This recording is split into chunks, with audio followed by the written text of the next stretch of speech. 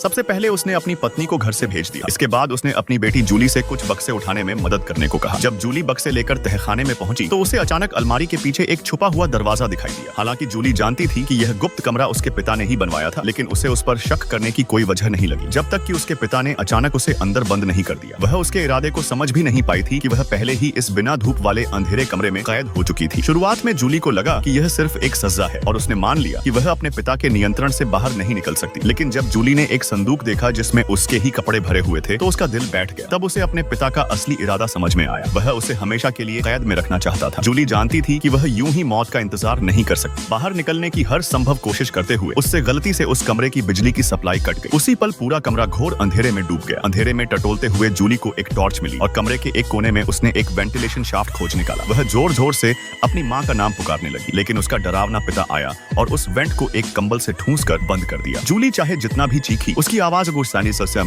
ऊपर तक कभी नहीं पहुंची। धीरे धीरे निराशा उसे पूरी तरह घेरने लगी। उधर ऊपर जूली के गायब होने से उसकी माँ बेचैन होने लगी। उसे लगा कि पिता से झगड़ने के बाद जूली गुस्से में घर छोड़कर चली गई होगी। माँ ने सोचा कि शायद वह सुबह तक अपने आप लौट आए, लेकिन उसकी माँ ने कभी यह कल्पना भी नहीं की थी कि उसी घर के तहखाने में उसकी बेटी खामोशी और बेबसी के साथ फंसी हुई है।